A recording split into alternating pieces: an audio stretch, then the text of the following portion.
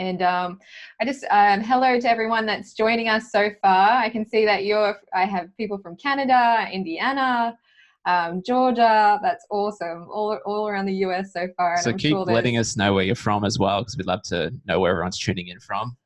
And we just also wanted to start this Q&A with a big shout out to everyone who watched the series and has started to take action on what they learned. I've had emails and comments coming through, and I just wanted to share a couple of them. Hang on, where's my document? This is cool. Everyone's still tuning in. Laura's from Kansas, Deb from Washington State, Lee from, is it MA USA? Is that Massachusetts? Massachusetts. What's MA stand for? What state? Massachusetts. Okay, Massachusetts. Everyone's now laughing at me. Sorry, we're Australian. We won't ask the Australians to pronounce that one. Yeah. Houston, Texas, Ottawa, Canada, Arizona, Vancouver. I want to go to Vancouver and snowboard so much. Minnesota. PA, Pennsylvania? Yes. Yeah, okay. So we're getting a US geography lesson right now. Lloyd from Minnesota. Cool. So good. Wow. Everyone's coming in from everywhere. It's great. Nebraska. Man, that's cool. Anyone else? Where else are we from? Northern California. Florida. Lovely. Brisbane. Yeah, Claudia. Aussie is on board. We understand that geography much better. All right. So I wanted to say, so Lisa Robles wrote in, she said she started a lifestyle of reducing refined sugars and simple carbs, and she's already noticed a reduction of burning patches on her hands. One of our speakers, I think it was Alex Stewart, she mentioned she had the same thing on her arm. And so with the result of, in such a short period of time, she's been motivated to continue this lifestyle change and see what other amazing improvements my overall health can be. That's awesome, Lisa. I'm so happy to hear that.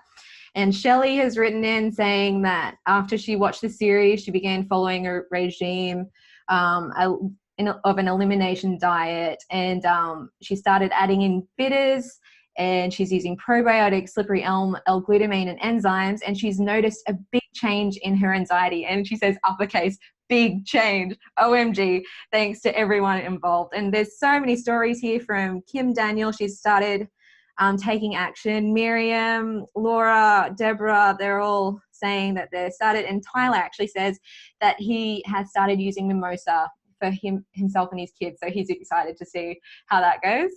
So that is awesome. So many people writing in. That's so good. And yeah, once again, you're only going to get health breakthrough if you take action. So I want to honor all these people that wrote in and say they're doing stuff. So that's awesome. But okay, shall we jump in? Yeah, for sure. I mean, I'm excited. Like, we are so excited to have you guys. I mean, 2 for 1. I don't know how we were able to arrange this. You guys are both obviously so experienced. So I think it'd be great for you guys to start off just introducing yourself. Maybe they didn't see you, Jay, in the specific episode that they started. So you could start, Jay, just explaining your background, and then Todd as well, you can follow. And yeah, we'd just love to hear about your background, how you got into this space, and yeah. That sounds great. I want to coin off of Sarah too, where she was talking about action. It's imperfect action, because if we wait until everything's perfect, then we're waiting too long. That just take action, take that step forward. And when you look back in 2 months or 2 years, you're going to be so thankful that you've taken all these little steps forward, rather than just kind of wait for the perfect scenario and everything to line up to finally okay, I'm going to give it a shot. It's like, no, just move. And in that movement is where you actually will create perfection, if that is actually your goal. So you actually get perfection by imperfect action, and then things will go from there. So I'm Dr. Jay Davidson. I was in the Gut Solutions, I think episode 4, maybe 5 as well too. Focused, I believe, heavily on parasites and digestive tract. This is my good friend and colleague and co-founder of Microbe Formulas, Dr. Todd Watson. I'm kind of known as the Lyme disease guy. He's known as the parasite guy. So if you want to talk about worms tonight, he'll be a great guy to speak after, or hear from. But I got in the Lyme disease world because my wife basically had Lyme disease when she was 7 years old, comatose, and health issues went on from there. And then when she had our daughter when she was 30 years old, that's when she had her second near-death experience. And then that shifted all of my focus to Lyme disease, and then started putting the pieces together in the functional medicine space. And then I met this guy along the way, and I was like, this guy's really, really smart. And he's actually really nice. So I'll let you take it from there. Okay. So I'm Dr. Todd Watts, and I am grateful to be here to help you guys out. My journey began with my own health problems, and that was when I was 28. I had Epstein-Barr virus. And then by the time I was 40, I figured out that I had also had Lyme disease, babesia, some co-infections of Lyme.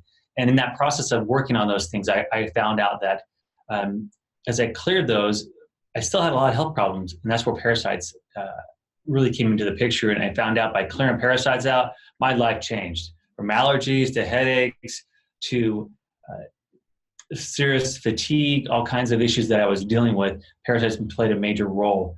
And in my journey then, going forward from there, was clearing metals and toxins out of my body. I've been able to actually start working out again, where I had gone 10 years without being able to work out due to muscle fatigue, overall fatigue, and I had a lot of severe brain or mental fatigue as well. And so our personal journeys make us who we are a lot of times. And for me, it was going and learning this whole route. And that's how I met Dr. J with the Lyme stuff. We really connected well in that. And that was at the beginning of my journey dealing with parasites. I shared that with him, and then we eventually combined together in forming a company and micro formulas, which has helped so many people get massive breakthroughs after they've done so many things with so many doctors. And this was the key part to their journey going forward. So good. Yeah, it's crazy how your own health struggles, it makes you get educated, and it pushes you into that space. But it's so good that all of us here, we get to benefit from your struggle and your victory in that also. So thanks so much for sharing. We feel so privileged to have both of you for the next little bit for our first Q&A. So just want to also make sure that we're using the right to get the questions in. Use the Q&A feature. That's how we're going to help filter through some of these questions and make sure you get your question answered. So you should be able to see the Q&A feature at the bottom of your screen. And yeah, that would be great if we could do that as well. So Sarah, do you want to kick off with some of the pre-requested questions? And we can, we can go from the live ones as well. Okay, cool. So let's jump in. All right, Deb Kelleher, she wants to know, so she's doing an elimination diet, and she wants to know how long would it take to feel a positive effect. She's on day 6 and do not feel any different. How do I know how do I know what elimination diet to follow when there are conflicting sites out there? So the elimination diet, sometimes you can notice changes pretty quickly, but oftentimes there's usually at least a couple-week lag time, where you get it out of your diet before your body starts to respond. But a lot of times it comes back to, are you getting to the source by doing the elimination diet? And of course, I would say no. It can help to minimize symptoms, but really when you're looking at restoring health restoration and going to the next level, it's about getting to the source or sources. I mean, what's your thoughts on that? I agree. I've done the elimination diet myself, and I eliminated, for example, gluten and dairy products. And my life dramatically changed. The inflammation went down, my brain started working again, and my headaches went away. But the problem is when I was exposed to those things, then I had severe reactions to them. So then I would have a migraine, or I would just couldn't function after gluten exposure. So what I learned was, as I cleared parasites, all my headaches went away. I no longer reacted to dairy anymore. As I cleared metals and toxins, I no longer reacted to gluten anymore. So it's getting back to those sources, the key part, to then figure out why you're really responding. We should be able to digest these foods, right? They're just foods. They're either a fat, they're a carbohydrate, or they're a protein. And they should be broken down to their individual molecules. So if carbohydrates are sugars, called glucose mostly, there's a few other ones. And then protein should be broken down to an amino acid. If we're having problems with getting peptides or proteins partially digested into our bloodstream, then it's a digestive gut problem. And we have to fix the gut to fix the responses that our immune system has to these foods. Mm-hmm. Great, fantastic. So I'm just going to pump through these because there's so many questions. So we'll just keep moving. Fire away. Awesome.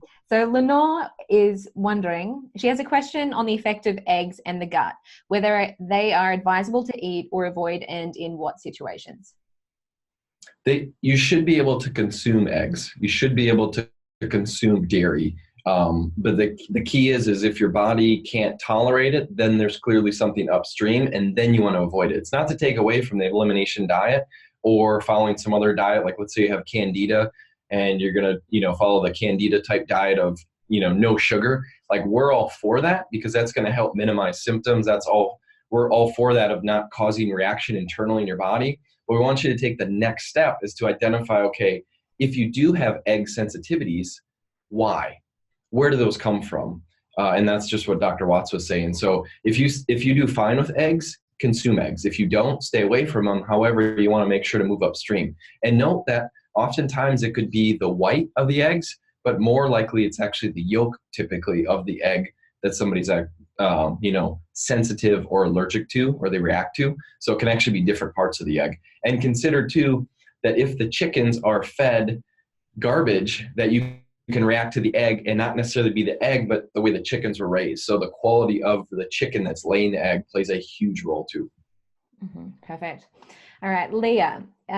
She says, I've had anxiety for as long as I can remember, and finally turned to my gut issues about 10 years ago.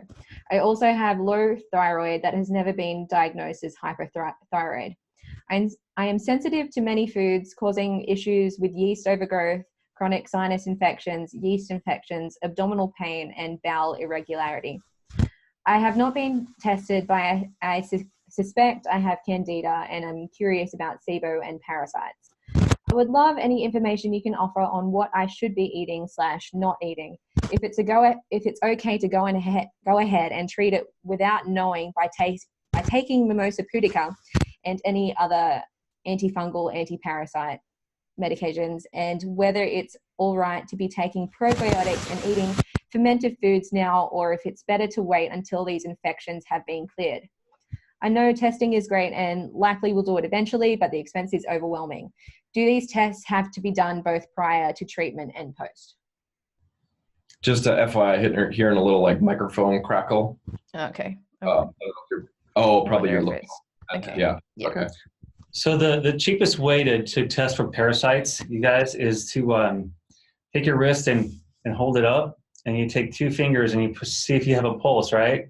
And if you have a pulse, you have a parasite. We all have them, so we don't need to spend expensive lab testing to figure out that it doesn't show up on the lab testing anyways. But then when you treat, then you see all these parasites. So clinically, what we've seen is we look at symptoms. Her symptoms, just reek of parasitic infections. Candida is what she also talks about. But why does she have candida? Is that due to parasites or heavy metals, mercury, other things like that? So you have to clean the environment up to get the brain working, and the anxiety issues that she has. The hypothyroid issues, it could be due to inflammation, infections, toxins, heavy metals, all those play a role. So she needs to go through a protocol to detox and cleanse her body. What other things should she be taking? Well, I would say, Dr. J, want to explain? There's a protocol that you really did a great job on.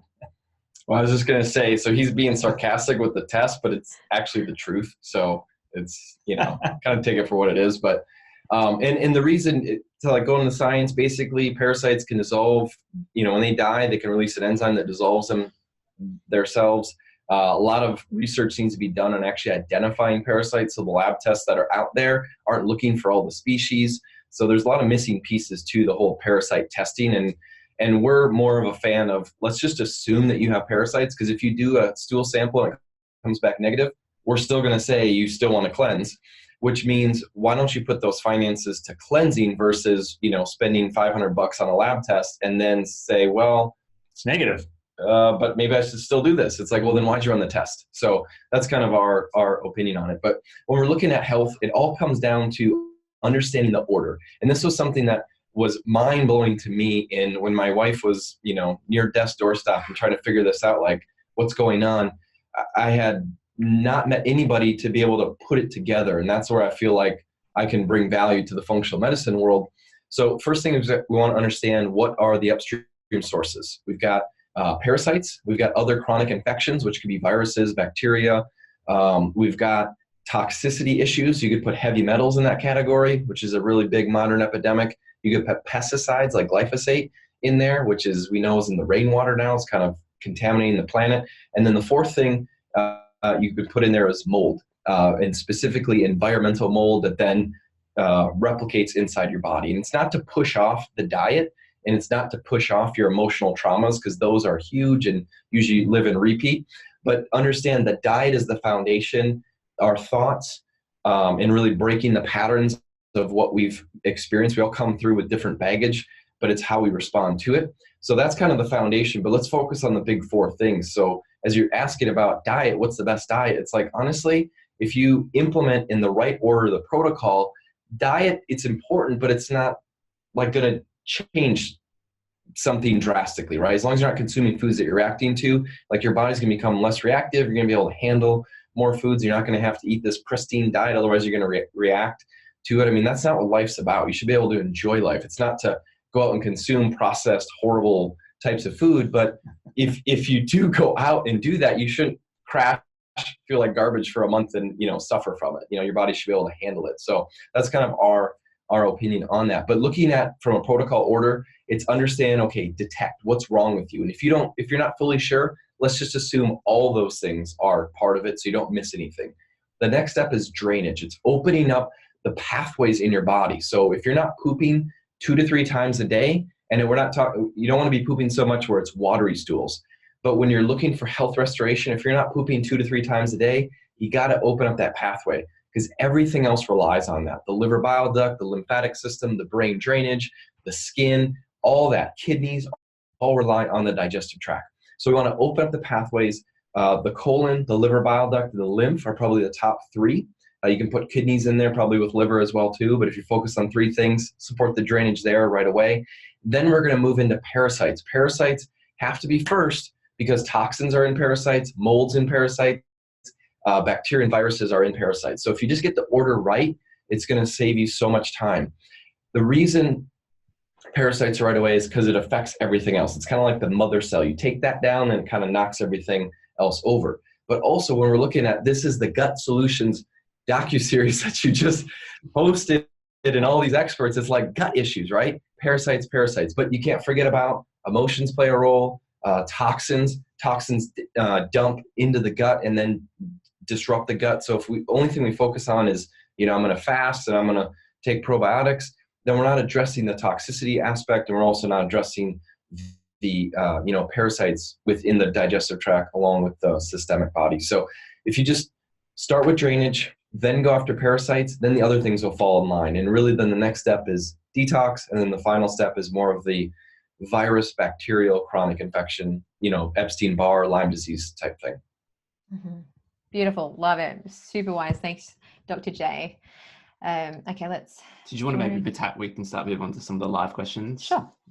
Because Wendy just has a quick breakthrough.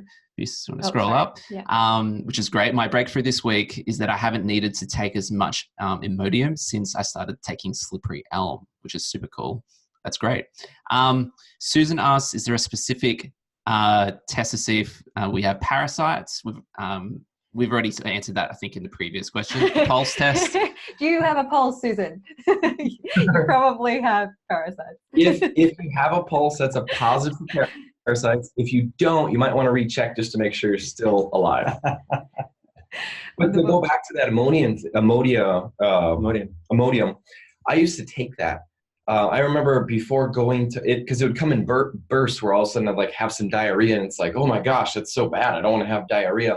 And I remember before going to college, my mom and I did this big run in Walmart, getting all kinds of stuff. Like, what am I going to need in the dorm? And one of those things was like one of those big packs of Imodium or the generic kind, because I'm like, what if I get diarrhea?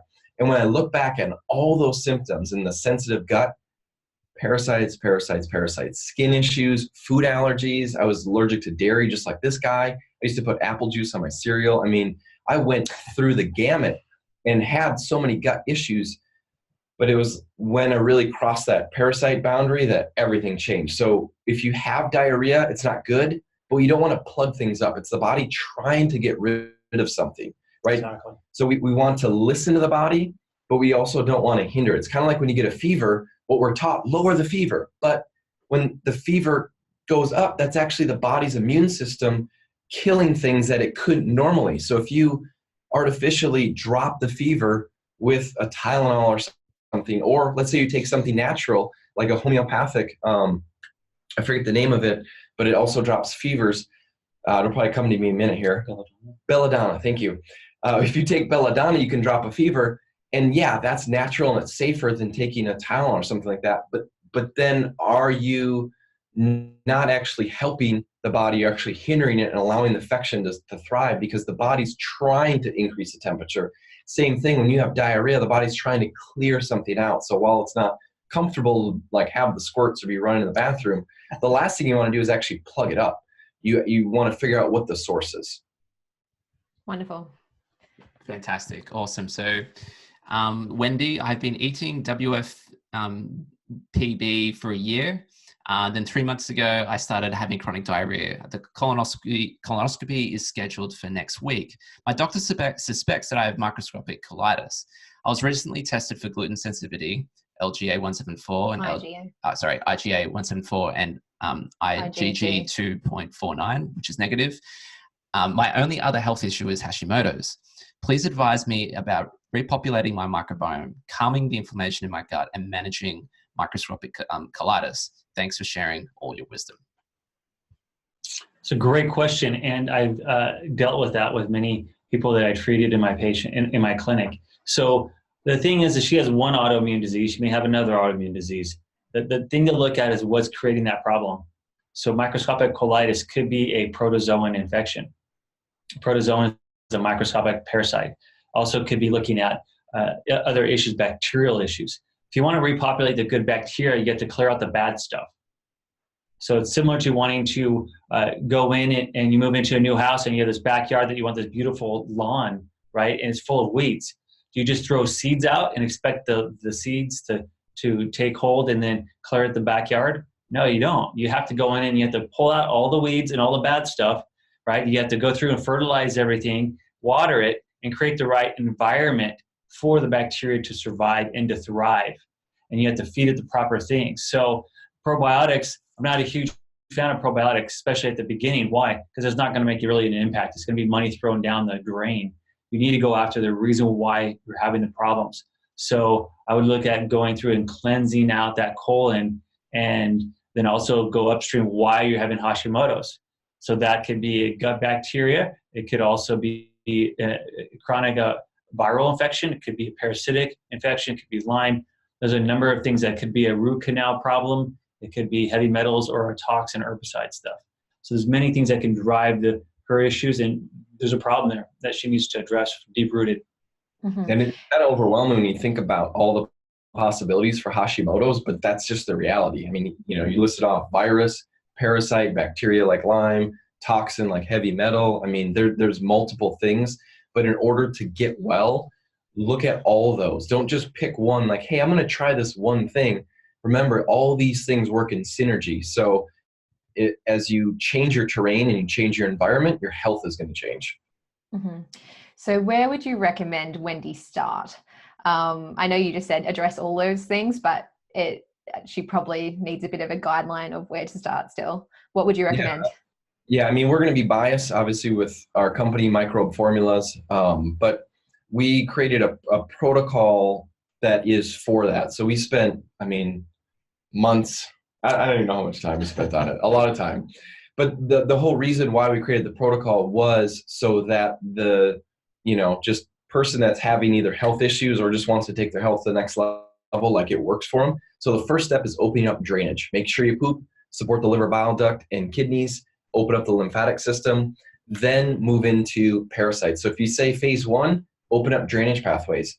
Because if you start killing things, bacteria, virus, parasite, or you start detoxing chemicals out of the body and your drainage pathways are clogged, you're going to feel horrible. You're going to get reactive to everything. You're going to get inflamed, food sensitivities, all kinds of things are going to happen. So you might not feel much when you actually open up drainage, but it's there to prepare the body so that when you start killing parasites, you don't actually feel that bad. You can still function normal day-to-day stuff. And that's always been our goal, is let's get to the source, but yet still have you be able to function normal. So you're not like bedbound or laying on the couch like, oh gosh, how long is this cleanse going to last? And I'm, stuck to a toilet. That's not the way it should be.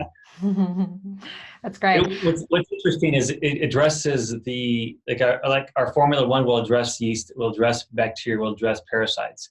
And that's why it goes well with Mimosa pudica. But the thing is, we have lots of people that will go straight towards phase 2 and just hit the gut and hit the parasites and the yeast, and then they do feel horrible, and then they remember, okay, I got to step back, opening up the drainage, and then they do so much better. I've had people go to the ER because that boils all over because they didn't do the drainage first. They tried to kill things off, and when they were constipated, and instead of focusing on let's get the bowels moving. So the toxicity that can come from a sluggish bowel is tremendous. Wow, that's great. For everyone watching, I've provided a link to Dr. J and Dr. Watts's company on our page that you would have accessed this webinar from. And just to, what's the word I'm looking for? Transparency. Oh, no. Yeah. I'm saying I have used these products before, and I want to promote it for these guys because they won't say it themselves, but they're great products. I've used the Formula One and the Mimosa pudica, and my brother has used it as well and sent me horrific pictures of the worms in his toilet, but it works. All of this to say it works.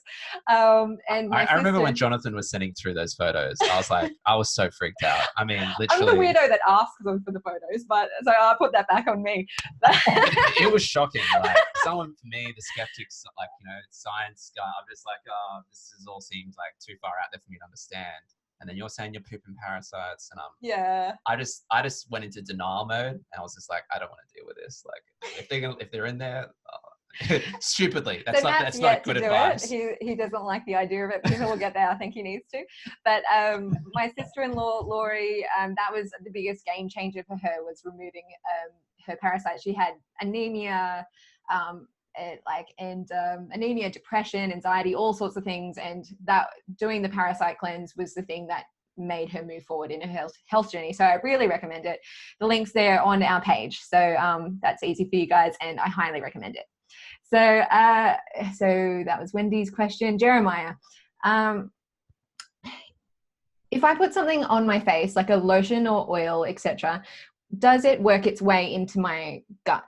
For example, I get headaches when I take turmeric as a food, but I am wondering if it would make sense to supplement with turmeric by absorbing it as an essential oil with coconut oil to dilute. So within my experience, it's different topically versus taking it internally. So I think that many people can handle the topical essential oil versus internally, where they may react differently. Okay, great.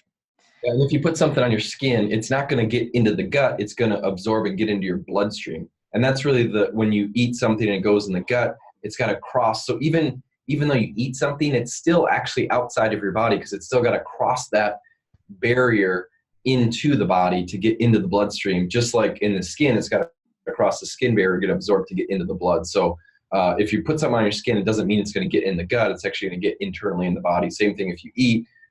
Those foods or nutrients should get internally in your body as well, but there is a difference between them. Mm-hmm. Okay, perfect. Charlene is asking, I live in Mexico City. Need I say more? Where do you start to rid myself of parasites? Here a doctor would give you Vermox. Yeah, Mexico, you can just go to the pharmacy on your own and pick up medications, but it's one of those things where you may need to balance medications with herbal products. Herbal products can be less toxic. You have to be very cautious on how you use the meds. You need instructions on what to do, how to use them. And then the importance of having specific herbs will help with eggs and the larvae and other stages of parasites where the medications may not do that. Many of them don't address those other stages, just more adult worms. So get educated on it. We teach every week on a live Q&A with discussing parasites and different products and how they work and what you need to help out with that.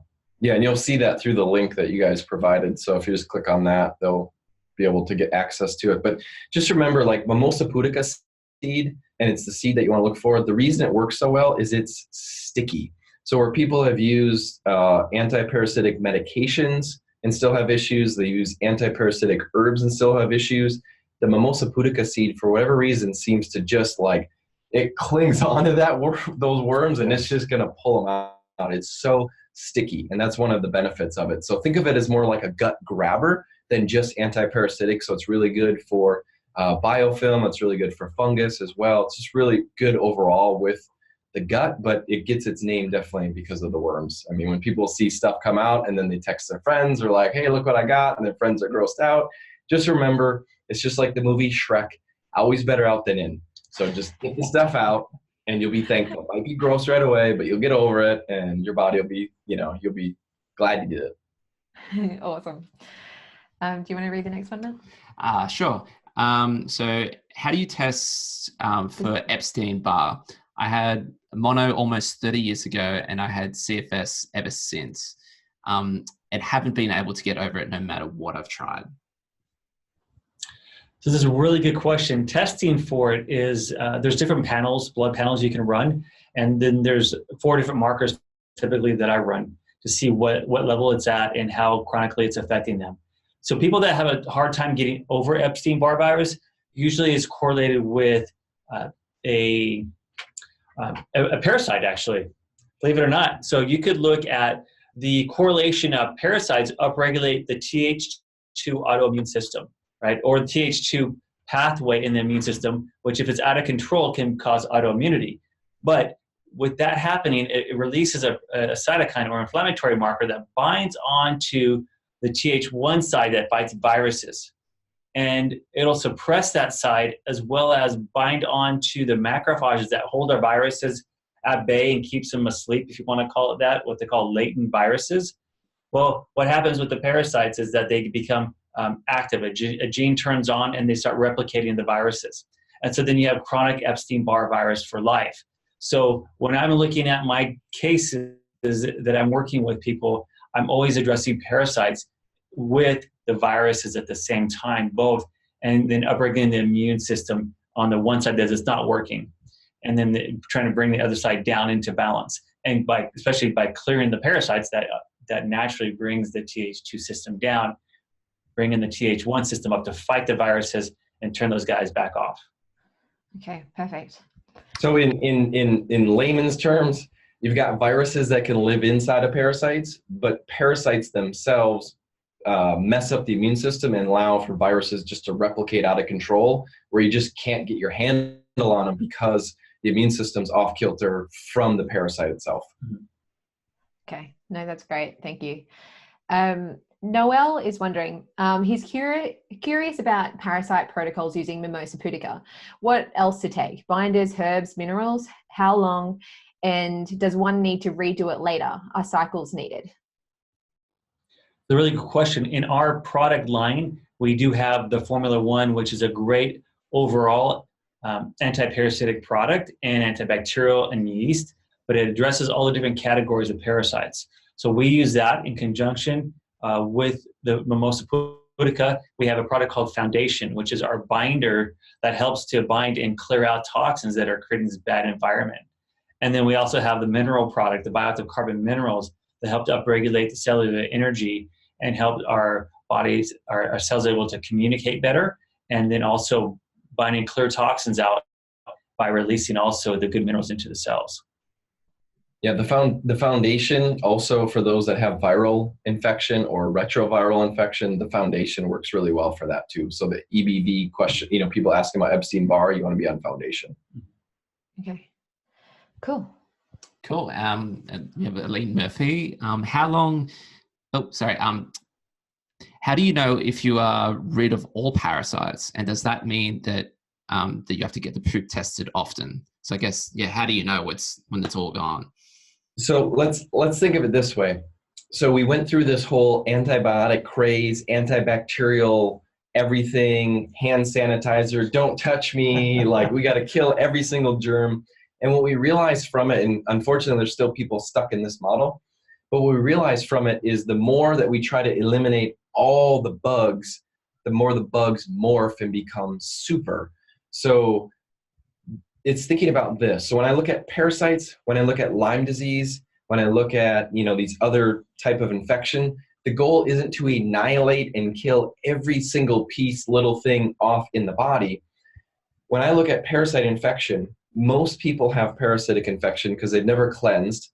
You're exposed to parasites through water supply. I just flew into Boise, so usually don't rock a plastic water bottle, but that's from the airport or whatever. But through water supply, you can get parasites. If Todd sneezed on me right now, he could spread a pinworm egg if he had them. He cleanses often, so he's good. But salad bars, right? Maybe you're plant-based and you're scooping food. A lot of times there's parasites in the salad bars themselves, in the soil. So we know parasites are everywhere. So we can't live in a bubble and not be exposed to parasites. So what happens is because we don't treat parasites, that got lost in the culture. Back in the day, farmers would cleanse the animals every spring and fall. And at the same time, they cleansed the family.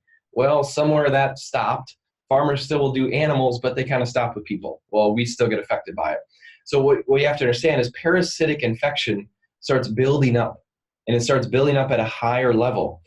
And the goal isn't to eliminate every single worm critter in your body. The goal is to bring it down so that the body can handle it, to bring it kind of into homeostasis. It's the same thing with the bacteria, right? A lot of times they say we're 10-to-1 bacteria to human cells, but more recent research says it's like a 1-to-1 ratio. So we can kind of argue that. But the idea is we have bacteria, we have viruses, we have fungus, we probably have parasites that can be somewhat symbiotic, I would imagine, in nature. But the issue is that it's been overloaded, and how parasites go massive into infection in the body is because of toxins. We're exposed to so many toxins, it creates an environment that then allows parasites to thrive. So if you want to detox, got to do parasites first. If you want to clear off viruses, got to do parasites first. But the goal isn't to eliminate everything, it's just to keep it down in check. So we recommend oftentimes at least 90 days of parasite cleansing, and be persistent and consistent. The gist is, he gave me some stuff called mimosa pudica seed, and because he showed me some pictures, I'm like, what is that? I want to try that. 17 days later, I'm basically going to the bathroom, and I'm like, that didn't feel right after I wiped. I look down, and these worms are hanging out of me. They're dead. I pulled them out of my butt, and all of a sudden, my mind just starts racing. I'm like, wait a minute, if I have these, a relatively healthy guy, who else does? So then across the board with all the chronic Lyme disease clients I was working with, I'm like, you got to call his office, you got to order it, because he was getting it hand encapsulated at a compound pharmacist. He's been working with it for 5 years. He's the guy that's brought it to the world, this guy right here. And so I can't even remember where the story was going. Oh, so the next month and a half after I cleared parasite, those 2 long worms that are hanging from me into the toilet bowl, next month and a half, I see piles and piles, and I'm like, oh my gosh. And then all of a sudden it stopped, and I'm like, whoa, I must be done. Then I just stopped, and about a month later, stomach started feeling, sensitive to foods, skin started feeling a little sensitive again, and I went back on, and then I got piles out, and then it stopped, and I'm like, oh, I must be done. I stopped. And then it came back, and this happened a few times before I realized, oh, I think I'm supposed to be persistent and consistent. Yes. And why is that? I mean, is it because we can't kill them all? Is it the eggs? Well, there's different stages. Some are in cysts, some are in larvae, some are eggs, and they're constantly hatching eggs every day. So that's why it's important to be very consistent with the treatment protocol. I know for chronic illness, I treat probably for at least a year. Myself, I took 12 products my first year, and then I've taken more since that point in time. I didn't have mimosa pudica at the time, but it's one of those things where you have to be able to rotate. There's lots of different kinds, different things that can influence it. You have to cleanse and detox at the same time. And so the chronic illness people, I have on protocols for anywhere from 6 months to 18 months and more at times. Yeah, so general population, at least 90 days. Most people probably watching this, gut solutions, having gut symptoms or family members with gut issues, you're looking at probably 6 months or more of cleansing. So what that is being persistent and consistent with parasite herbs, bringing that level down. Then when you feel like, you know what, I've done this for 6 months, I'm feeling pretty good. Whenever you think you're done, just do an extra month. Just from my experience, just do an extra month just in case. But then when you're like, hey, I'm good, right? Like, oh, I I think I've cleared them all out.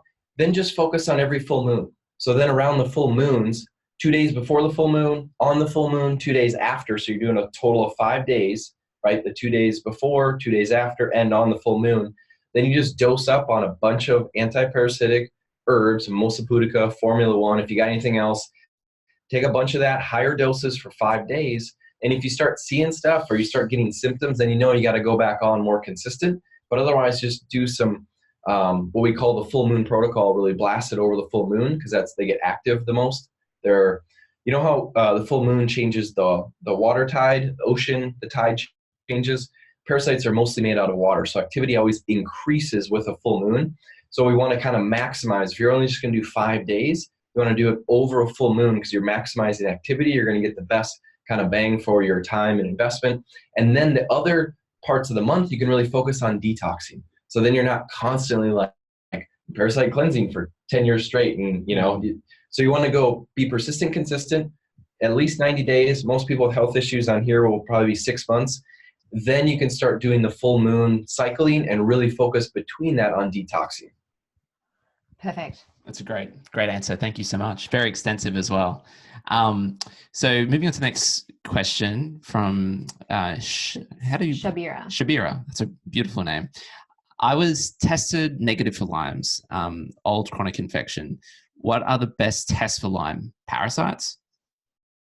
So yeah, let's focus on Lyme. Yeah. So for Lyme disease, Lyme doesn't like the blood. The target organ's not the blood. Just like heavy metals, if you say, I want a heavy metal test, the target organ, when Todd's exposed to mercury, right away it'll be in the blood, but after a week or so, it'll be in the tissues. The body will try to get rid of some. The stuff it can't, though, gets deposited and it gets pushed away. So when you run a blood test, it's not detected, kind of like Lyme disease. So Lyme loves the joints. It loves organs. It's spiral key in nature. It's spiral shaped, so it corkscrews into things. If you want to run a lab test, my recommendation right now is DNA Connections out of Colorado, and it's called a Lyme urine panel. But understand, just like mold, just like parasites, Lyme disease, what else am I missing here? Heavy metal testing, all 4 of those, none of the tests are 100%. So just know that going in, that none of them are 100% accurate. So we get very weary on running thousands of dollars worth of tests because we're all for data. But if the data is not necessarily going to be accurate or reliable, then you start to question it. So if you want to run a test for Lyme disease, the best test is going to be the Lyme urine panel. Otherwise, you can look at questionnaires and symptoms. I think I have some stuff maybe even on my website. He might have some stuff on his website as well. You can just Google our names or drtoddwatts.com, drjdavidson.com, and look up Lyme symptoms. That's probably an easier way because the Lyme urine panel, I believe, is at least $500. So it's not a drop in US dollars. So it's not a drop in the bucket. However, if you want to run a test, that would be the one to run right now. Mm-hmm. Right. Great. Thank you. So odd question. From Anita. I've been restricting sugar and eliminate grains since the 22nd of February for a variety of reasons, one being SIBO. Does bad bacteria fight back? So the question there is maybe not totally complete, Anita. Are you having symptoms for doing that and for eliminating those things? That's the question, right? So I think so, yeah. That was she's assuming, because does it fight back? Well, yeah. I would think that it depends on the food, what's causing it. Did she completely eliminate all of the things that feed the SIBO? So grains can help, sugar can help, but also fiber is a problem. So she needs to look a little bit more in detail on the diet specifically for SIBO and see, be a little bit probably more detail oriented and go further than what she's doing. Mm-hmm. Yeah. I really recommend Dr. Nirala Jacoby, who featured in the series. She has a podcast called thesibodoctor.com. And it's dedicated to all things SIBO, and she's been doing the SIBO thing for 20 years now. So if you need more information, if you have been tested for SIBO and that's the thing that you're trying to target, I really recommend you look at her resources. But yeah, the main thing there would be fiber and those fermentable foods. So two tips quick on the SIBO is if the bowels aren't moving enough, that can easily aggravate or cause SIBO, small intestinal bacterial overgrowth. And then the other thing is parasites will clog up the pathways and also cause SIBO. So just make sure you're pooping enough. And I would support the liver bile duct while you're supporting making sure you're pooping. And then also parasite cleansing. Those are probably a couple quick things on SIBO. Yeah. The other thing is a lot of times SIBO is mistaken for SIFO, which is a fungal overgrowth or mold exposure that can create similar symptoms. So just be aware that you want to look into those two things too. Awesome. So good. All right. So Cody, hi, I've been making great progress healing my psoriasis through diet, but I still see undigested food particles in my stool. From what I've learned so far, I need to increase my stomach acidity. What can I do to facilitate that? I love this question. So when you start eating or you start thinking about eating, your stomach's going to produce stomach acid.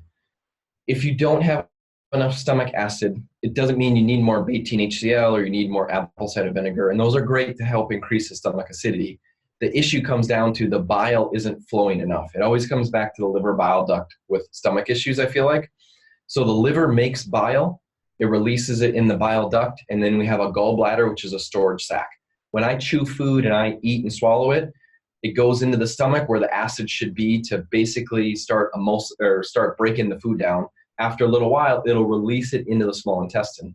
The acid will burn a hole right through your small intestine if we don't neutralize it pH-wise. It neutralizes it with bile. So bile is released to neutralize the stomach acid and also to emulsify fat. If you have parasites, if you have toxicity, and it's causing the bile to basically sludge up and it can't flow as well, now when the body releases food from the stomach into the small intestine, the body's like, wait a minute, there's too much acid. Calm down the production of acid. So then when you take beta-HCl or apple cider vinegar or do something to try to increase the stomach acid, we're not getting to the underlying reason that it's actually a bile flow issue. The bile's not flowing enough. So when we have enough bile flow, then the body's like, oh, we can have more stomach acid. We've got enough to neutralize it. So stomach acid is really important to digest food, but think the next further thing is actually the bile flow. So look at things like TUDCA, TUDCA, stands for tauroursodeoxycholic acid. It works awesome for water-soluble bile, getting that moving. We have a product called Kidney Liver Detox as well that really works well. Coffee enemas are great tools. Just eating bitters, different types of leafy greens that are more bitters will actually trigger the release of the bile and get more movement there. So those are just some things you want to look at with stomach acid issues. Perfect. Another thing to add to that is he's talking about seeing food in your stool. So what food is it? Is it proteins, or is it like eggs? Is it meat, or is it actually vegetables and in that nature? So stomach acid doesn't digest carbohydrates or complex carbs. Okay, stomach acid breaks protein bonds. So it's going to help digest your eggs and your dairy and all your proteins, but it's not going to digest the other parts that he's probably having a hard time digesting. So therefore, that happens in the small intestine, okay, not in the stomach. So in the small intestine, you have to look at what's disrupting that. Is there a problem with maybe bacteria overgrowth of maybe some Clostridia? Is there an issue with parasites that are affecting then the enzymes that are supposed to be breaking down all the fibrous foods or the complex carbs that they're seeing? Or what's happening is the food's moving through the intestinal system too quickly. So that's just my comment to that is going to be, it's not hydrochloric acid issue if you're dealing with complex carbs like he's talking about probably. Okay. Mm-hmm. Basically eat a veggie and then you see the veggie in your stool. It's going to be more small intestine. A small intestine, it's not hydrochloric acid issue. Hydrochloric acid doesn't digest veggies. Mm-hmm. Great. That's great insight. Thank you. Cool. Susan said she's been put on an elimination diet. I've been gluten and dairy free. Is the elimination diet appropriate for me? I guess we're missing some context to that question, but do you have any just quick general, any advice for her around that specific elimination diet, or is there another elimination diet? I guess there's a bit of information we're missing from there. I think it's good for everyone. I mean, doing an elimination diet, you just limit everything, and then you can see what you're affected by. So it's a great thing for a person to go through. Sure. It's not fun to be on it forever, though, right? Like, I can eat 4 foods. Okay, we got to figure out why you could only eat 4 foods. But Exactly. it's when people are in a health crisis, it can save people to figure out what you're reacting to. Because if you keep consuming things you're reacting to, and you're going to try to move forward to get well, your body's going to be so inflamed and so reactive that, yeah, elimination diet is great.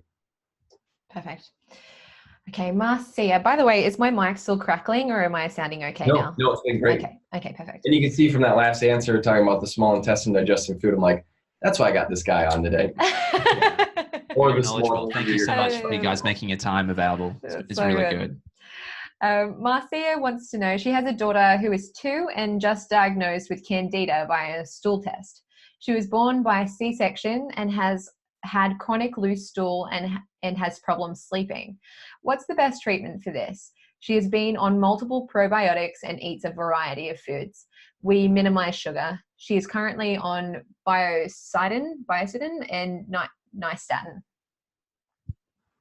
So nystatin will create the fungal overgrowth, like the SIFO usually that you were talking about. Yeah, but that's what they prescribe for it. I know, but it's just. So I'm going to say this is she has chronic loose stools. So why does she have chronic loose stools, right? That's a key issue. I'm going to go in, especially with the issues with dealing on the really bad issue with candida. Probably has a heavy metal toxicity going on in her gut or some of the toxin that's creating this chronic loose stools that they want to keep flushing. And maybe even a parasite that could be addressing that issue. So go in there and really do the protocol. Get on the foundation product would be key, on her daughter, probably the Mimosa Pudica and the Formula One. Those 3 products would be very helpful for her to get going. And, sleeping problems there again can be affected by infections, but also heavy metals. Mm-hmm. Yeah, especially with candida, heavy metals are the fuel or the food for candida. So just doing like a low sugar diet will oftentimes keep things at bay, but as soon as you have any sugar and it flares back up, just means you're not getting to the source. And usually heavy metals are that food that feeds candida, where then you can feel like you never get it under control. Right. So the daughter is 2 years old. What would you recommend for, a child that's going to be safe and easy, like slow and safe for them? Start with the bioactive carbon minerals. That's liquid. Yeah, the minerals, and then I would also consider doing the foundation, just opening it up and put it into some applesauce or some other food or drink. Yeah, or just water. It'll mix right in with water too. Okay, great, thank you. Cool. So we have an anonymous question. How do I deal with severe insomnia after significant gut issues and chronic pain for many years? I can't reset my circadian rhythms. First thing that comes to mind is parasites. So parasites get active around full moon, but they always get active at night. So if you ever run like an adrenal cortisol test and you see cortisol actually increases at night rather than drops down. So what you want to see is cortisol lower at night, melatonin go up. Melatonin is what allows you to fall asleep and helps to kind of stay asleep as well too. But if there's chronic infection like parasites, cortisol will actually spike. And because it spikes, it'll drop melatonin, which means it's really hard to fall asleep, let alone stay asleep.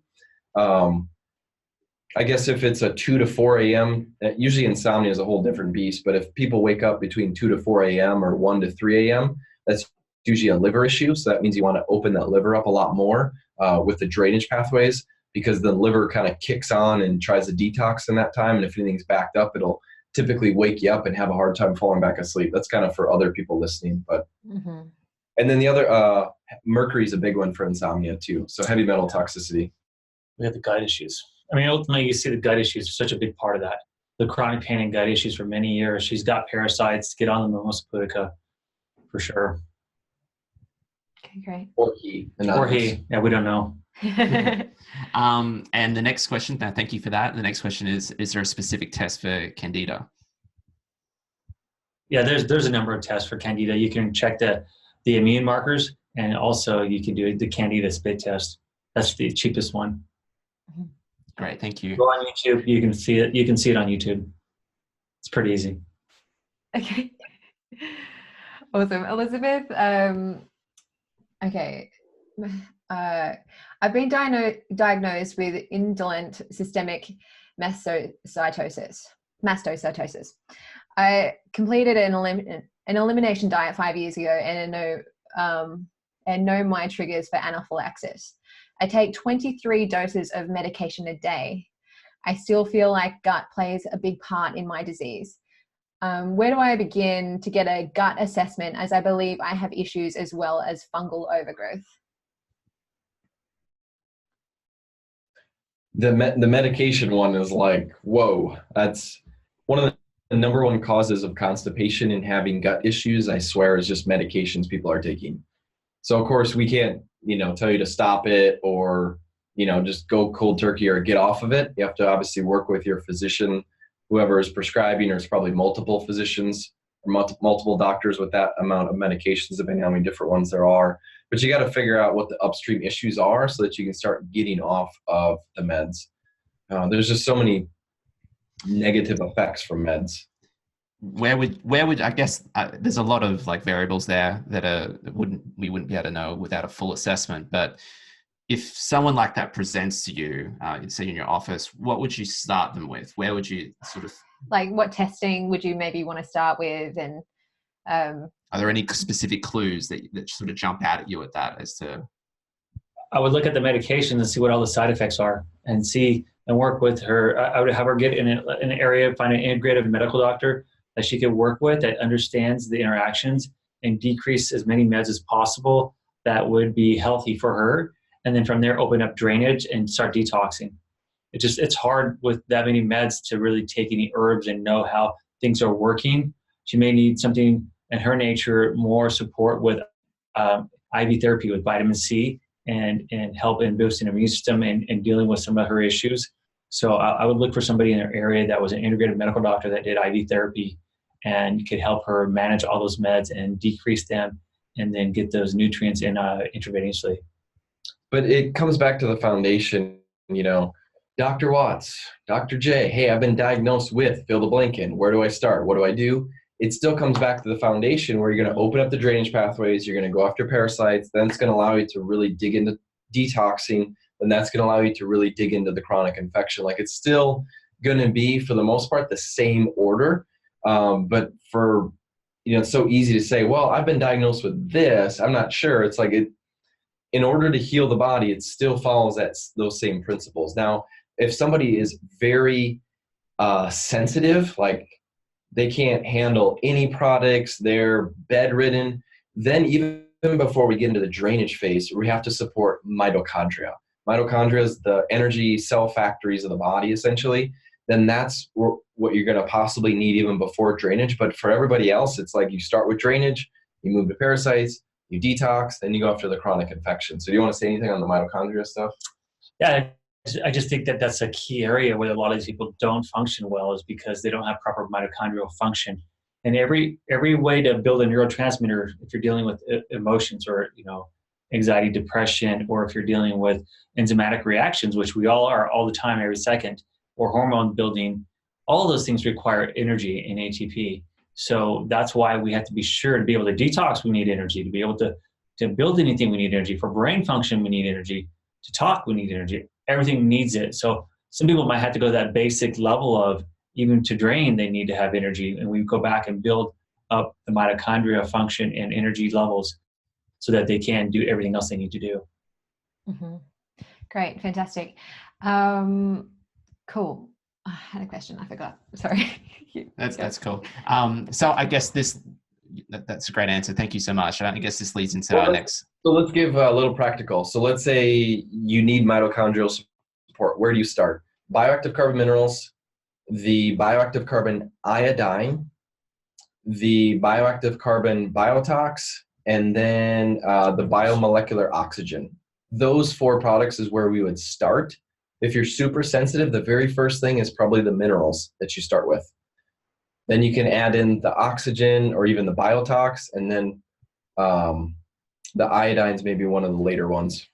but that'll help build the base of the mitochondria to get the body stronger, so that then you can move into drainage and still move through in that same order. Okay, perfect.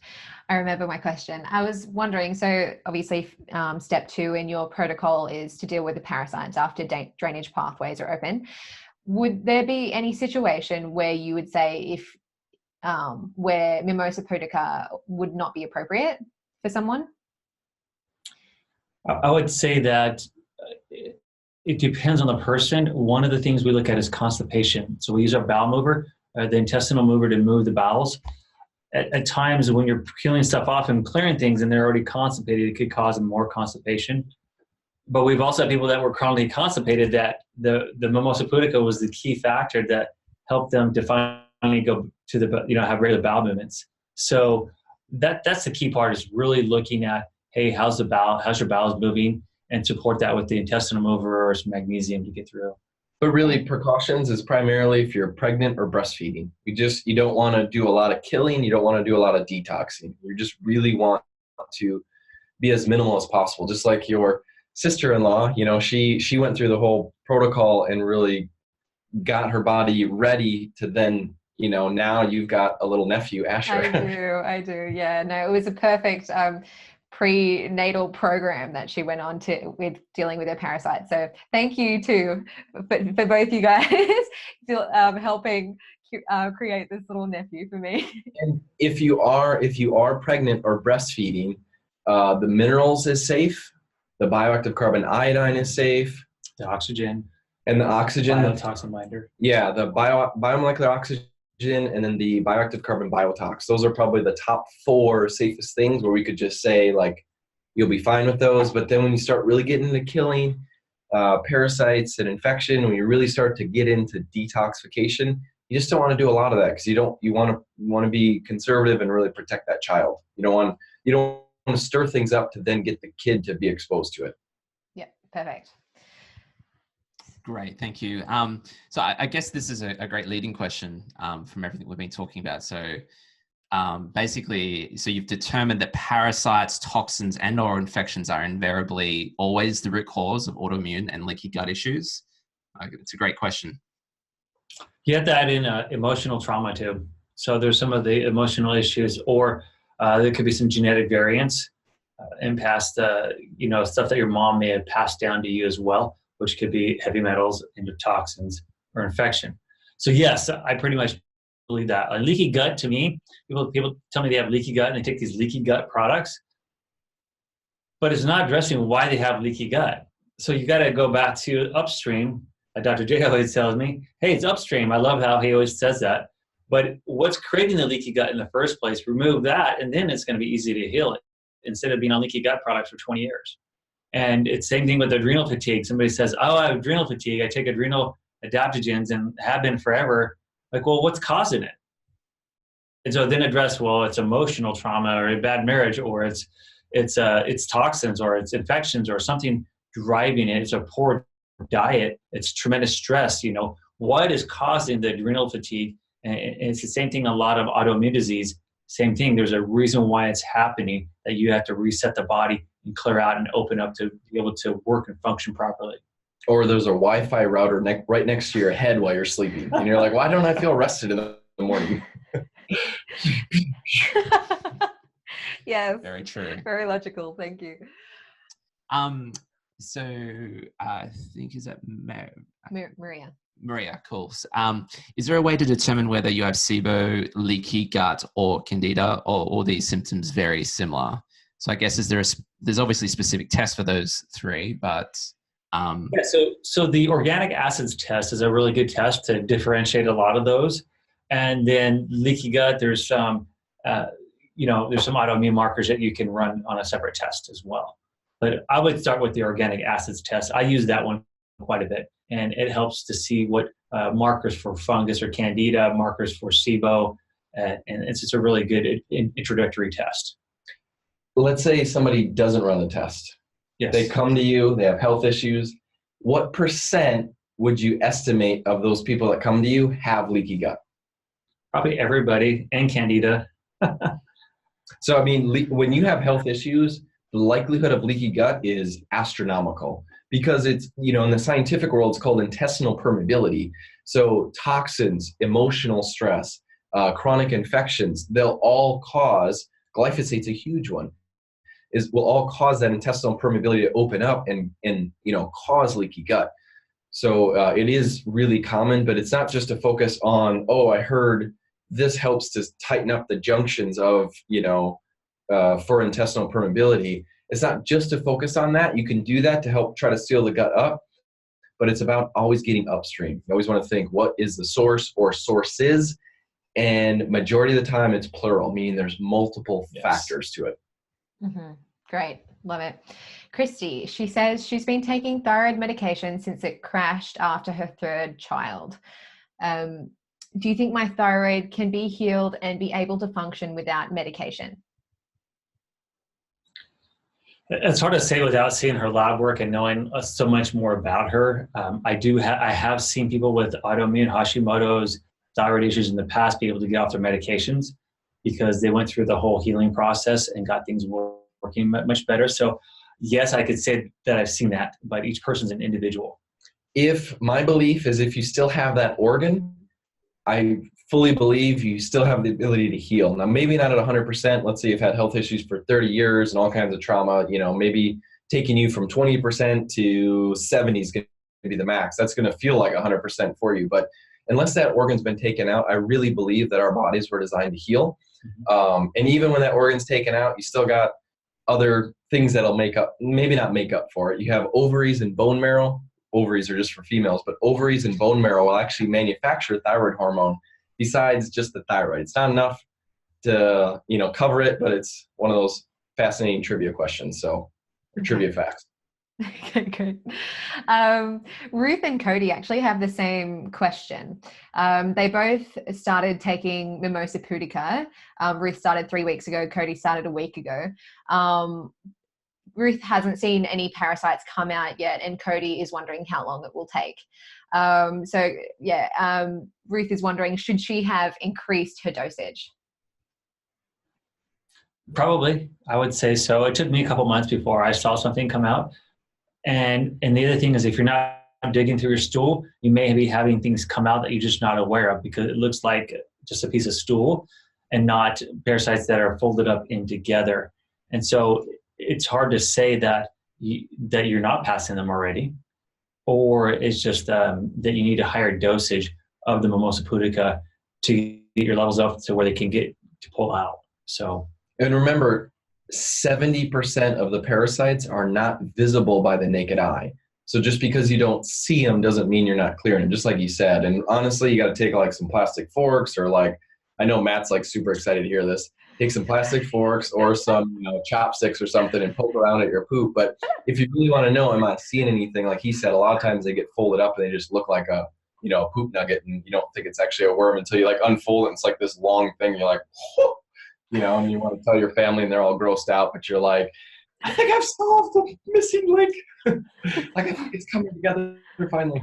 And some people, it's amazing. Some people, I've had several patients of mine that have taken 1 or 2 capsules and within a few hours passed something that was 2 feet long or 3 feet long. Now that's rare. These people are very sick people. So I think as the worse you are, the sooner you see them, the healthier you are, the longer it takes to see it. And the more consistent you have to be, the higher doses you have to do.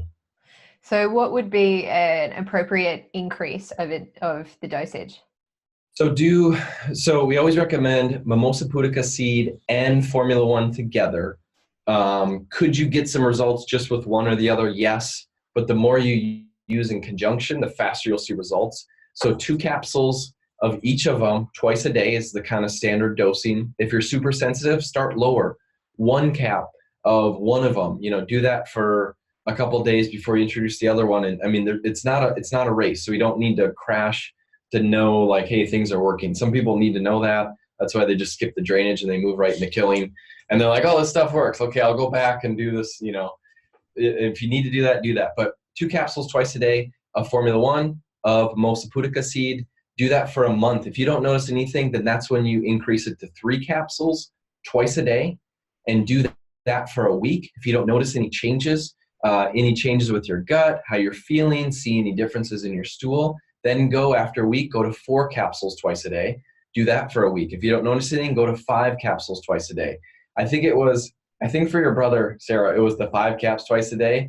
And for my mother-in-law, my wife's mom, she's like, I'm not seeing anything. I'm like, increase it. I'm not seeing anything. I'm like, increase it. She got to 5, and it was like the floodgates opened up, and then she got so freaked out because there's like all these critters coming out of her. She stopped it. She's like, they're still coming out. I'm like, well, you want your body to clear it out. Don't stop. I mean, go back on the stuff, help your body. But so just understand, sometimes it's like you're chipping a wall away, and as soon as you like break the wall, sometimes it's a bunch of stuff that comes out. But this is what changes lives. This is what changes people's health and trajectory. So as much as you can be grossed out by it, just also be excited, like, wow, I can't wait.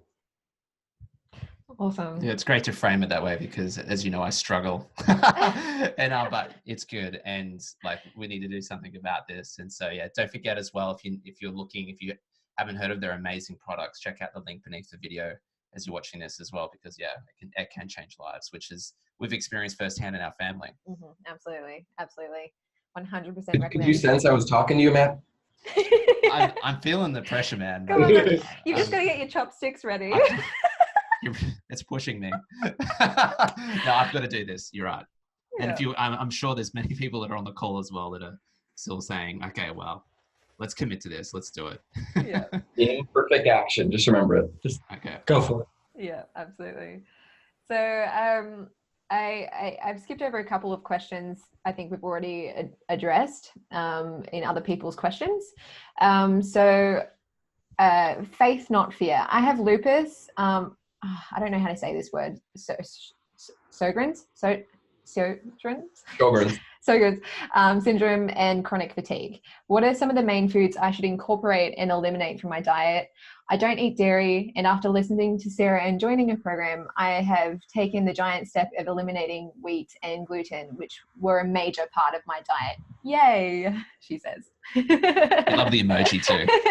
The sunny's emoji. You gotta celebrate these wins. You know, it's so easy to be like, okay, I did this, and then just keep moving forward, not acknowledge like, wow, you made such a big change. So congrats to everybody that's doing this. Like, keep moving forward.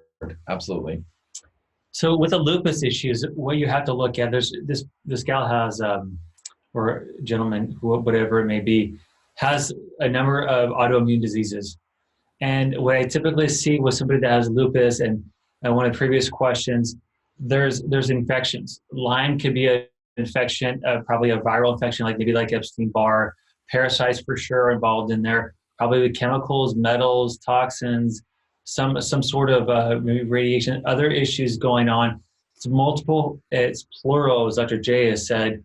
Babesia is another thing that can create severe chronic fatigue, also creates raised red spots on people, and can create a lot of anemia issues, and sometimes heart palps and other heart cardiovascular conditions. So it's a complicated thing, what she's going through. Her first step of changing her diet's fantastic, but really, if not fear, you're going to have to get into those infections and those toxins. You're going to have to go through the protocols and get yourself a really good doctor to guide you through that process. Mm-hmm. Great. There is. Okay. Okay, so Jordan, I first got eczema after eating avocados every day when I first discovered guacamole about 9 years ago. It showed up in 3 areas, went away, and became permanent behind my ear. About 8 years ago, I went vegan, but not healthy, still processed foods, and the eczema went away. I stopped eating vegan, and the eczema did come back. Now, 6 to 7 years later, I still have it, and with all the knowledge I have, I thought surely it was gluten. I did an elimination diet for 8 weeks this summer, and the eczema didn't clear. I'm still gluten-free. Is there any chance that I'm intolerant to meat? I also thought that I might have histamine intolerance, but that doesn't relate to the vegan aspect of my eczema clearing. So the eczema issue is a parasite problem. I know people are getting tired of hearing it's a parasite issue. I have all my kids and my wife all had chronic eczema issues. As we cleared up the parasites, the eczema went away. But Dr. Hulda Clark talked about this many, many years ago. He wrote a book called Cure for All Diseases, and she spoke about eczema being caused by roundworms. Maybe it could also be threadworms, but they're all in the nematode area. So I would really look at issues with, especially when they talk about proteins. If proteins, parasites love protein. In fact, they'll even create a sluggish bowel system to feast on the protein more so that they get the nutrients from it. So that they'll cause a slower peristalsis through the digestive system.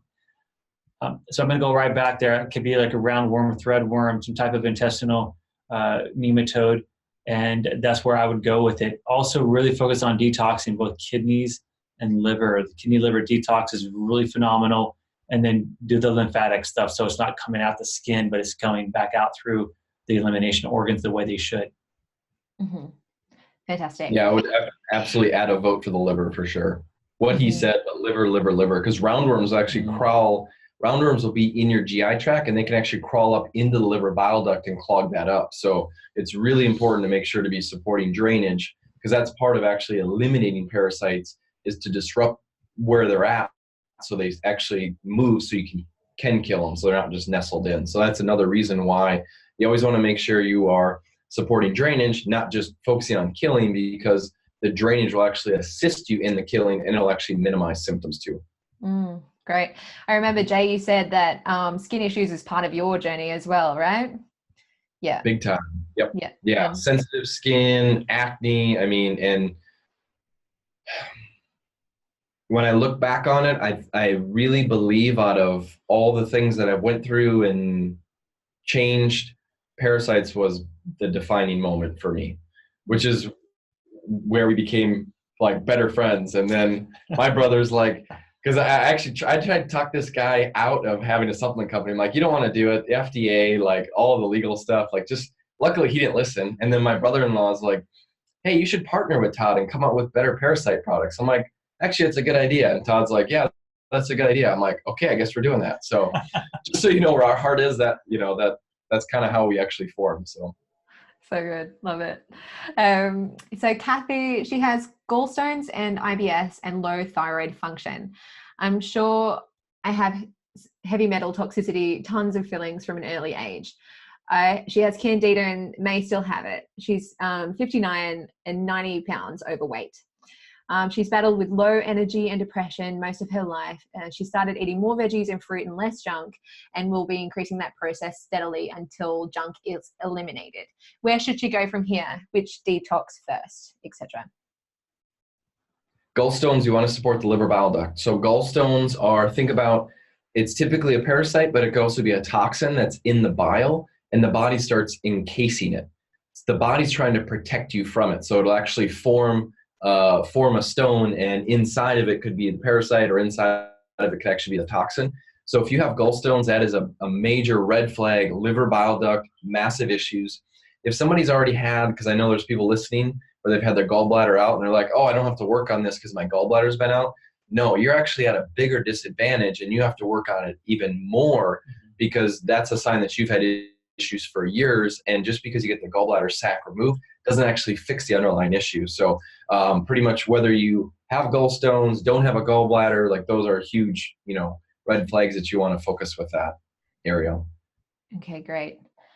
Pauline, how long? And then it goes back to the protocol we talked about. So not to leave you hanging, but really focus on the liver bile duct, and know that toxins and parasite infection are probably a big thing, because that's why gallstones form. Yeah. Perfect. I'm tempted to skip a lot of these mimosa pudica questions, just because I know you guys have a live, you do a Q&A on, do you cover mimosa? And so how would these people get on that Q&A with you guys to dive into the protocols? Yeah, if they just click the link below that you guys posted, that'll go, and you'll see that there's a live Q&A so this is America, so it's Wednesday at noon Pacific or 3 p.m. Eastern. Every Wednesday we do a Q&A. So for the more in-depth on mimosa pudica seed and things like that, you can join that, and you'll actually see a link right on our website, when you click on that link that you guys provided. So Okay, perfect. and then we also have some back end things, like for those that decide, hey, I'm just going to get the full protocol, and like I think this is the right way. You actually will get special access to videos where we talk about how to dose lower or higher in the right situation, because we really want to try to go in depth. So that's actually something, just a video training series extra, because we want to make sure that everybody really understands how to use the products, why, and if it feels like it's the right thing for you. Okay, perfect. Love it. This question comes from Deb K.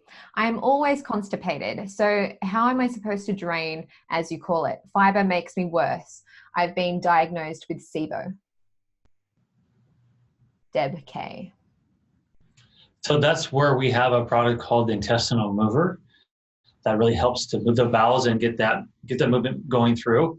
And then that's what you do. You have to address that part. Now, the Mimosa Pudica might make it easier to move things as well. And then also ghee, getting the ghee in there to help things to become more lubricated can be very helpful too. And then support the kidneys. Kidneys are big for hydrating the colon. So if you're constipated, it could be dehydration of the colon, or it slows down. So actually supporting the kidneys can support that. Physical massage of the abdomen, Deb. Get a squatty potty, or just put your feet up on a stool, get more in a squatting position. It's amazing how much more poop you can clear out and how much easier it is to go. We've been talking a lot of poop and parasites tonight. Castor oil packs. This is a common conversation for us. Not abnormal. What was I going to say? What's in your intestinal mover? There's 13 ingredients in that product, and it's designed. So that product was designed by our biochemist that took a number of years and over $1 million in research to formulate that. And it has to be in that specific blend at the right amounts for it to be as effective as it is. So the list is on the website there. You can see the whole list of everything that's in it. But there again, there's not a bunch of any particular one. It's just that it has to have the blend of those specific 13 ingredients at the right pH to be able to be effective and to get those bowels reset. And the objective is to reestablish the peristalsis in the gut. Yeah, it's very rare to hear there's 10 years of research in one supplement / over $1 million, but that would be the one. So intestinal mover's got to be one of that guy's favorites. Yeah. Tell me about your sister. So I have a sister that has constipation really bad. I mean, it could be normally 7 to 14 days. She's been as long as 34 days without going to the bathroom. It's horrible, right? And so I get grumpy after a day. I know, right? So do I. I'm not a pleasant person when I'm not going. So I let things fly for her. But the thing is with it, she always like, hey, I need the poop pills. So before we had the product, she'd be texting me, and we'd be making them, blending the ingredients, and then making the capsules by hand for her. And it's been life changing for her to be able to have these products. So in other words, it helped her with her 34 days of constipation. I came 7 days, let alone 14 days on average. Oh my goodness. And I'm sure there's listeners right now where you're massively constipated. The intestinal mover alone might be the thing that just unlocks so much. Because when your intestines are backed up and you're not moving the bowels enough, the liver bile duct automatically is backed up. The kidneys get backed up. The lymphatic system's backed up. And then the brain gets backed up for drainage. So if you're brain fog, I can't think, I got head pressure, headaches, all these different symptoms, you're like, oh, I need to focus on the brain. A lot of times it could be the fact just the bowels aren't moving to drain everything else. It's like that. If it's a funnel, it's the very bottom part of the funnel, the colon moving, that if that's plugged up, everything stays backed up. As soon as you unlock it, a lot of times it'll just, drain the rest of the body. Mm-hmm. Okay, perfect. Anna Wynn, our son has had a serious nut allergy since birth, which has been confirmed via a blood test at 4 months old. He's now 11. Is there anything you can suggest we do to reduce the severity of the allergy? Do you think severe allergies can be reversed? So I have seen some nut allergies be reversed in other allergies be reversed through doing some different types of NAT work. And so if it was me, I would probably find an NAT certified practitioner in her area that can help her with that. Yeah, NAET, right? Yeah, NAET. NAET practitioner. They really focus with it.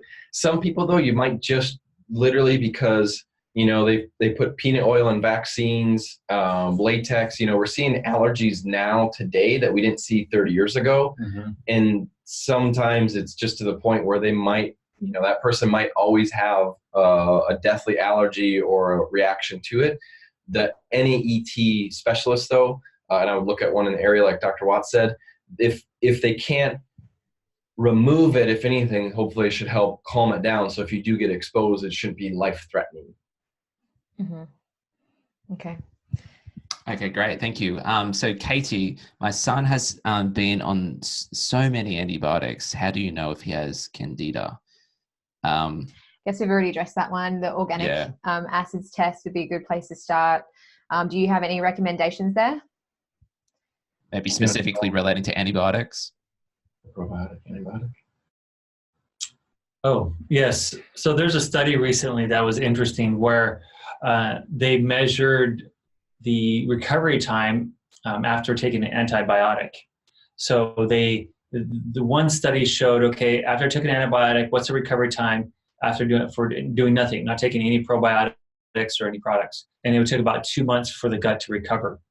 Then they did a study. The other part of the study was fermented food. Fermented food cut the time in about 2 to 4 weeks, so about half of the time to recover. And then they did a study on probiotics, and on the probiotic they studied, it took 6 months to recover.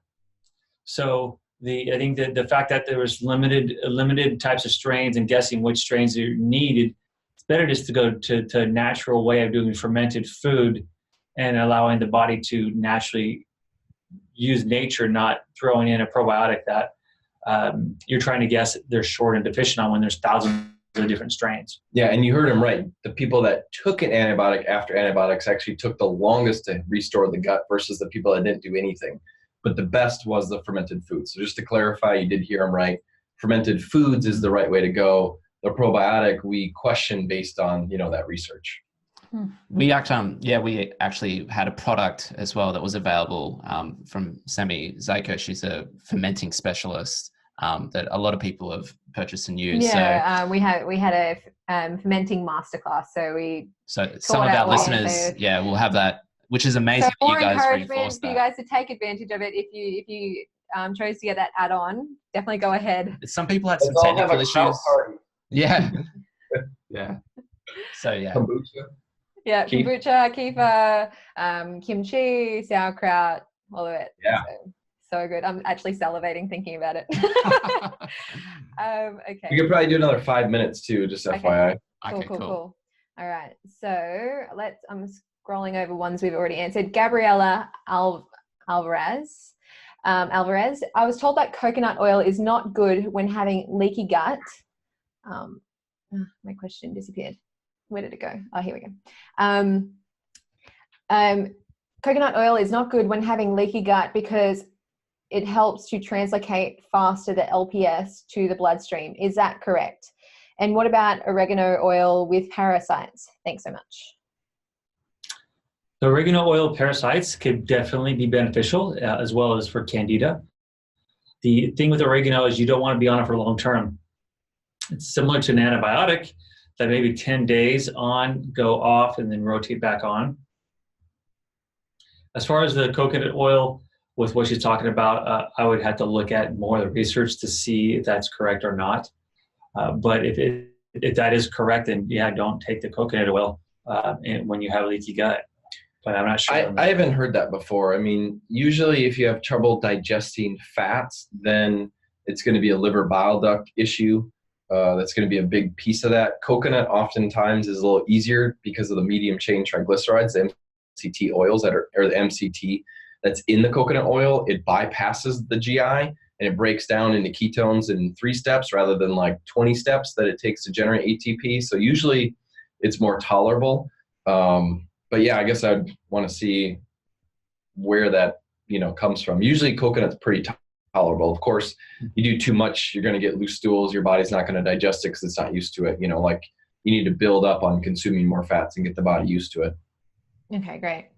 Christy says, I understand how to open colon drainage, but how do you open liver drainage? There you go. You're an expert. Kidney liver detox. So our product, 1 capsule 3 times a day. For those that have issues, bump it up to 3 capsules 3 times a day. That's the golden number that really helps. There's another product called Tudca, Tudca. We've got some in research we've been working on last year. We don't have it out quite yet. So you'd have to look at other manufacturers, but Tudca works amazing as well. You can take that with a meal and that'll actually help to move that. Hydration, coffee enemas, castor oil packing, liver gallbladder cleanses. Those are a little more intense, but they also work as well too. So I guess it depends on, are you looking herbal wise? Or are you looking just lifestyle, just adding bitters in? Also the emotion, unresolved anger is the liver. Resentment. So, I mean, really look, don't discount emotion. Emotion you can really hold within certain areas of your body. Like kidneys are fear, right? If you have a lot of fear, that's going to really affect the kidneys and so on. So there's a lot of emotions that are tied to each organ. Anger and resentment is the liver. Mm-hmm. Okay, great. Lori says, my daughter was diagnosed with Hashimoto's. They said to focus on drainage, then detox, chemicals, parasites, yeast, and then what? So much info. I don't do shorthand. So yeah, start with drainage.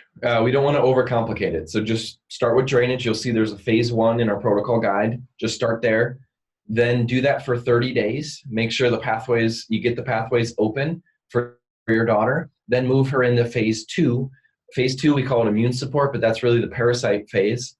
Do that for at least, 60 days typically before you really move into the detoxification side. So just, it's so easy to be overwhelmed. And because you get overwhelmed or it's so much new information, I don't know what to do. It's kind of paralysis by analysis. Imperfect action. Just, okay, what's my first step? My first step is drainage. What do I need for drainage? Go get it, start it, and then you'll keep learning. We have live Q&As. We can be on here more as well too and really support your audience as well for, their custom needs. But just the best way to eat an elephant, not that anybody's going to eat an elephant, but the best way is 1 bite at a time. So just take it 1 step at a time. A lot of times we have to take the first step. We don't always see the full staircase. So just move forward. Like, you are so awesome, Lori, for being on here. I mean, you are in the 0.1% of the population that is taking hold of their health and understanding things at a whole different level. So gratitude, love to everybody that's on here. Doesn't mean that the road's going to be easy, but you're on the right one. So just keep moving forward. Just really want to encourage everybody that's listening. That's fantastic. And I think that's unfortunately you guys have to, do you have enough time for another question, or is that, Yeah, fire one more at us here. Okay, cool. So I have systematic lupus, but it has only manifested as skin rashes over the last 20 years. I took the organic acids test and it showed Clostridia bacterial markers that were high in HPA. Any recommendations on how to reduce this type of bacteria? So the Clostridia is a problem, right? We know that there's a tremendous lot of issues, but why is it imbalanced? Why is it a problem there? And people will take antibiotic after antibiotic and still not resolve Clostridia. So that's why my approach is to use some different herbal products that can help address that, but also look at the toxins, the heavy metals, and the infections that may be in the gut, creating this imbalance to allow Clostridia to be what it's doing. So the HPA is indicative of the Clostridia marker in there, and it's going to have to be addressed at some point because Clostridia can create a lot of other problems. So, find a doctor that's going to help you with that process, and then go down deep into using the protocol. Actually, is going to help get the underlying issues out of the way, so then you can deal with the Clostridia if you have to. So if I'm hearing you right, don't get so tunnel vision on a certain thing on a lab test or a certain diagnosis. It still comes back to the foundation of its change in your environment to affect those things. Exactly. Awesome. Fantastic. So we've run out of time, and this has been awesome. I've learned so much myself personally listening to you guys. And to a message to everyone, as Dr. J said, we all have different symptoms and different diagnoses, but at the end of the day, most of it comes back to following these certain protocols of opening those drainage pathways and dealing with your parasites, dealing with your infections, and, you know, tweaking your diet. So like, I hope everyone, if your question didn't get answered tonight, I hope that you can still take on the advice that was said to other people, because it's so applicable for most people listening. I think it's good to point out as well, we have a 6-week, yes. this is week one. This is week one of the virtual health retreat. 6. So if your question wasn't specifically answered, there'll be many more weeks for that opportunity. And yeah, guys, keep at this. This is just week one, and the breakthroughs have already been amazing. You guys have absolutely crushed it tonight. Which is so Everyone's going to set the bar high for you guys. I know. We're like, wow, like you guys have really nailed this, and you're doing an amazing work. You're providing value, incredible value to the market that is so needed right now. And I think it's a privilege for all of us to be on this journey together, to be teaming up, partnering with amazing companies like yourself. And as I said, if you're still interested or you don't know of a trusted source to talk about some of the supplements we've spoken about tonight, is to check out these guys' website. They're an incredible company. We only recommend people that we know are ethical, have good scientific research behind them, and we've tested it ourselves. And we've actually tested it ourselves. Well, this guy hasn't. Okay. So you guys need to encourage him. We'll get you there. Jay's going to get me over the line. But yeah. Obviously, I'm left with 0 options now, but to now go out and get this and do a parasite cleanse. But no, guys, thank you so much. You're really, again, incredible amount of knowledge was shared. And yeah, what's coming up next, Sarah? The next Q&A. We have, I believe it's Dr. Grace Liu next week to everyone, and that will be next Thursday, not next Tuesday, next Thursday. And so excited. She has a site called the Gut Institute, and she knows all the nitty-gritty about probiotics and leaky gut, and she has awesome results with obesity and hormonal issues in particular. That's a real sweet spot. So prepare your questions for her. Really excited about that as well. But once again, thank you so much, Dr. Todd and Dr. J. And by the way, Todd, I didn't realize until just like before that I haven't actually met you before. I feel like I have because I've watched your videos so much before, but lovely to meet you. I feel very privileged to have you. And have a great rest, guys. Sending love to Boise, Idaho, and thank you again. See ya. Good night, guys. See you, everyone. Good night.